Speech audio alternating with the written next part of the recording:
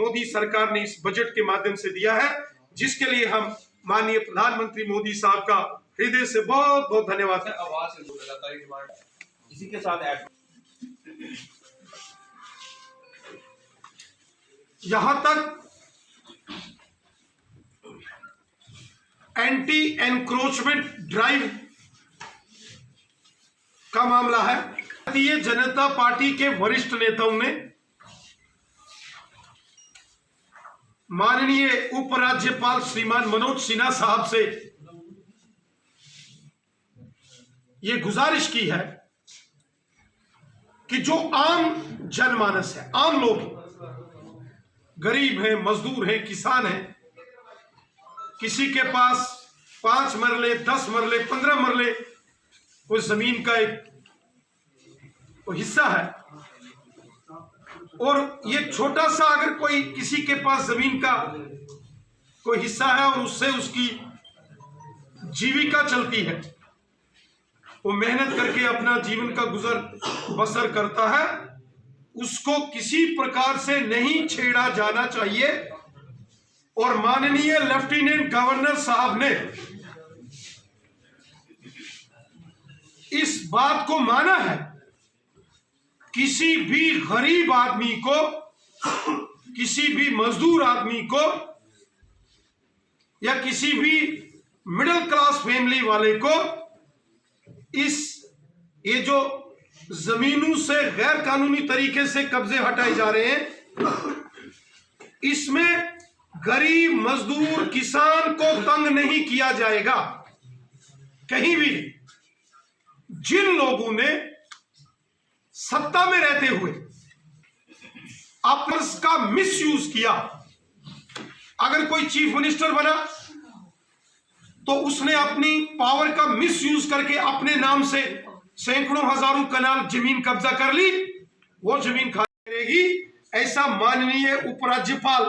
महोदय जी ने कहा है। देखिए, के अंदर बड़े बड़े जो राजनेता रहे, कोई मुख्यमंत्री रहे, मिनिस्टर्स रहे, या जो बाबू लोग हैं, वो चाहे आईएएस अधिकारी हो या जम्मू कश्मीर एडमिनिस्ट्रेटिव अधिकारी हो, सर्विसेज के अधिकारी, या जो पुलिस के अधिकारी, अगर कहीं गलत तरीके से किसी ने अपनी पोजीशंस का गलत इस्तेमाल किया और अपनी पोजीशंस के माध्यम से इन्फ्लुएंस करके सरकारी जमीनों पर कब्जा किया, वो तो हटना चाहिए और अगर उनके खिलाफ कार्रवाई होना चाहिए। और साथ ही साथ हमारा यह भी कहना है, ये जो गोरख धंधे हुए, चाहे बड़े पॉलिटिकल स्टालवर्ट्स अगर कहीं उन्होंने जमीन घेरी, या जो सरकारी बाबू लोग हैं, पुलिस के अधिकारी हैं, उन्होंने घेरी, जिन लोगों ने रेवेन्यू रिकॉर्ड के साथ टेम्परिंग की, ऐसे पटवारी, गर्दावर, तहसीलदार और डीसी के खिलाफ भी कार्रवाई होनी चाहिए। जिन्होंने गलत तरीके से, ये जानते हुए कि ये स्टेट लैंड्स है, ये फॉरेस्ट लैंड है, ये घास चराई की लैंड है,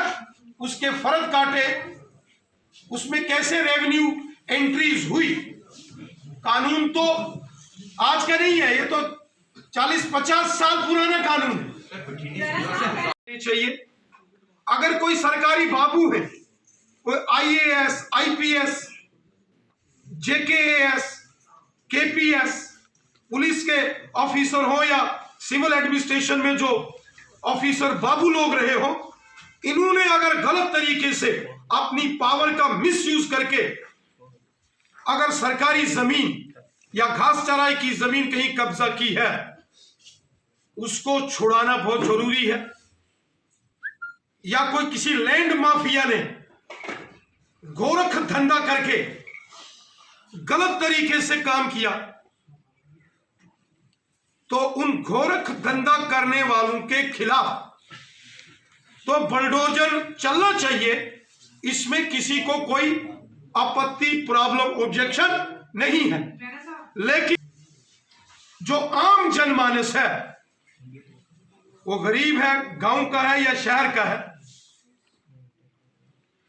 मजदूर है या किसान है, आम जनमानस, उसको नहीं छेड़ा जाना चाहिए। ये भारतीय जनता पार्टी ने पुरजोर तरीके से माननीय लेफ्टिनेंट गवर्नर साहब के सामने ये विषय रखा है और माननीय लेफ्टिनेंट गवर्नर साहब ने इस बात को माना है कि बहुत जल्द एक पॉलिसी हम लाएंगे ताकि जो आम जनमानस है, उनके पास अगर थोड़ी थोड़ी जमीन है तो उनको कैसे रेगुलराइज किया जाए उनके नाम। इसके लिए कानूनी प्रक्रिया है। कानून के हमारे बड़े दो बहुत ही वरिष्ठ अधिवक्ता एडवोकेट्स हमारे बीच में बैठे हैं। मान्य है, सुनिए, किसी गरीब को अगर कहीं कोई नोटिस आया है, कहीं गरीब के साथ कहीं कोई इनजस्टिस अभी हुआ है, उसकी जानकारी आप हमें दीजिए। एलजी साहब ने खुद कहा है, अगर कहीं कोई एक लॉन्ग टर्म बजट किस तरीके से आने वाले 25-30 साल में देश की दिशा और दशा किस ओर जाएगी, इस चीज को दर्शाता हुआ यह बजट है। और हमें विश्वास है कि यहां पूरा देश इस बजट से आर्थिक दृष्टि से आगे बढ़ेगा। वहीं जम्मू कश्मीर में भी इस बजट से और जो स्पेशल ग्रांट्स जम्मू कश्मीर के लिए मोदी सरकार की रही हैं,